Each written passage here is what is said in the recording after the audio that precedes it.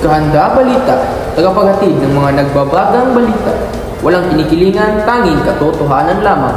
Ito ang Kahanda Balita, XYZ 714, palapitan ng inyong mga radyo at boses ng sambayanan. Mga nagbabagang balita mula sa loob at labas ng bansa. Mga isyong tinututukan at sinusubaybayan.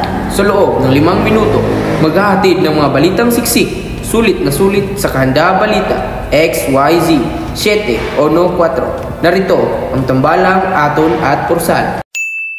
Ang oras natin ngayon ay 1 minuto makalipas ang alas 10 ng umaga, araw ng Sabado, ika-14 ng Disyembre taong 2024. Isang mapagpalang araw, Pilipinas. Ito ang inyong kaagapay, Arabel Orsal, At inyong kaibigan, Albert John Ato.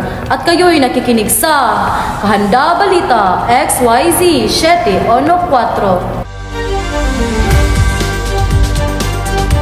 Para sa ulo ng mga nagbabagang balita. Para sa balitang internasyonal, kaguluhan sa pagitan ng Israel at Gaza. Nagpapatuloy pa rin. Kahanda, Joy Flores, ibahagi mo. Patuloy ang pag-atake ng Israel sa Gaza matapos ang pag-atake ng Hamas noong ika-7 ng Oktubre. Ayon sa mga ulat, mahigit 44,500 na mga Palestinian ang nasuwi, kabilang na ang maraming bata. Ang mga airstrike ay nagdudulot ng malawakang pagkasira sa infrastruktura ng Gaza, kasama na ang mga opisyal na nahihirapang magbigay ng serbisyong medikal. Sa kasalukuyan, ang Al-Shifa Hospital ay ganap na walang serbisyo na nagdudulot ng matinding krisis sa kalusugan sa rehiyon. Mula sa Kahanda Balita, Joy Flores, nag-uulat.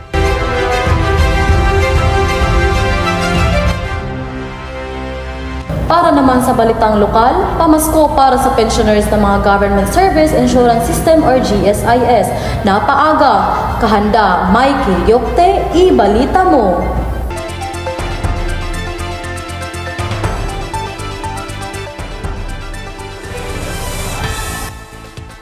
Mga qualified na all-age at disabled pensioners makakatanggap ng maagang pensyon galing sa GSIS.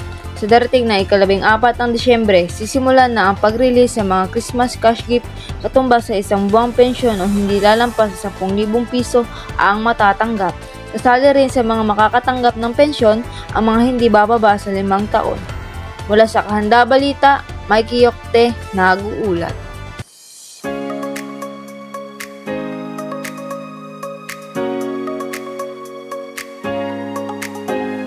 Mama! Nandito na po kami ni Papa. O anak, napaaga yata kayo ng Papa mo. Opo ma, natapos ko na rin po kasi yung pinapagawa ng teacher sa akin. At saka ma, ang likod ni Papa masakit raw. Bakit? Ano nangyari dyan?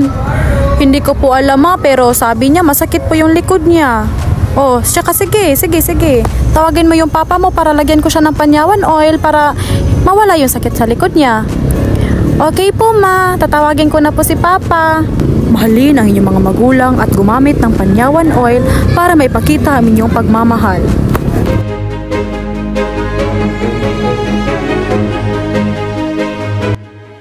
Nagbabalik ang Kahanda Balita, XYZ 714.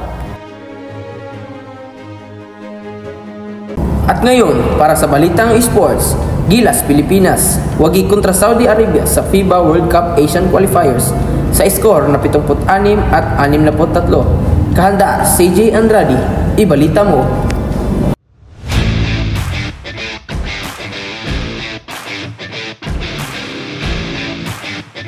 Matapos tuldukan ang winning strike ng Jordan nitong Biyernes sa FIBA World Cup Asian Qualifiers, may panibagong tagumpay ang Gilas Pilipinas laban naman sa Saudi Arabia. Sa huling laro ng 5th window ng 2023 FIBA World Cup Asian Qualifiers sa Jeddah sa Saudi Arabia, muling ipinakita ng Gilas Pilipinas ang lakas at galing ng atletang Pilipino sa ika-3 nitong magkasunod-sunod na panalo. Dahil sa ika-3 sunod-sunod na panalo ng Gilas Pilipinas, nanatili ang pambansang kupunan sa ika-3 pwesto sa Group E na may 5 wins at 3 losses. Kahanda, Camilo Andrade, nag-uulat.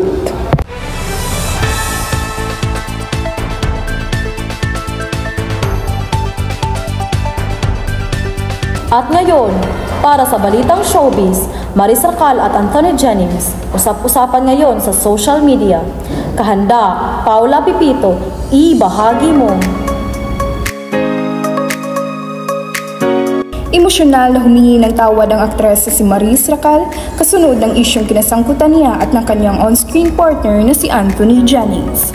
Binasag ng aktres na si Maris Racal ang ilang araw na pananahimik matapos na may isa publiko ang kanilang screenshots ng kanilang pribadong pag-uusap ng aktor na si Anthony Jennings. Inamin ni Maris ang kanyang pagkakamali at humingi ng paumanhin sa kanyang mga nasaktan, lalo na sa kanyang mga taga-suporta. Dagdag pa ni Maris, ilang beses niyang tinanong ang aktor kung kailan siya maglalabas ng pahayag tungkol sa breakup nila ni Jamela Villanueva dahil sa pambabatikos ng mga netizens.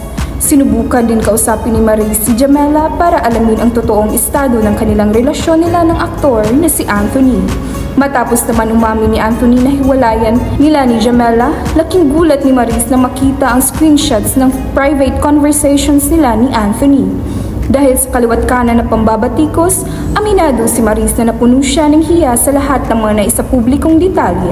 Sa kanyang paghingi ng paumanhin sa lahat, giniit ni Maris na hindi siya perpekto. Mula sa Kahanda Balita, Paula Pipito nag-uulat. Gusto niyo bang manalo ng isang automobile na Toyota? Halina't sumali sa raffle draw promo. Sundin lamang ang lahat ng steps. Una, bumili ng isang pack ng Salunon Pass. Huwag itapon ang lalagyan nito at hanapin ang numero na nasa loob nito. Ilagay ito sa loob ng envelope at lagyan ng pangalan, address at cellphone number. Ihulog ito sa drop box na pinakamalapit na istasyon ng Kahanda Balita. Subaybayan ang raffle draw promo ngayong darating na Enero 15, 2025. Nagbabalik ang Kahanda Balita XYZ 7 o 4. At ngayon, para sa balitang weather, ating pakinggan ang weather update ni Kabalita Albert June Aton. Ibalita mo!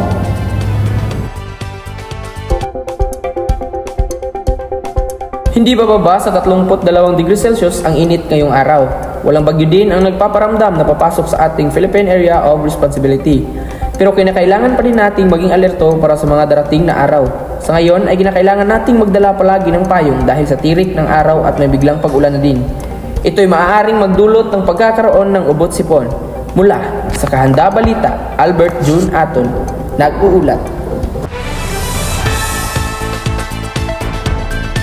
Kahanda Balita, tanging kamalayan at katotohanan para sa bayan.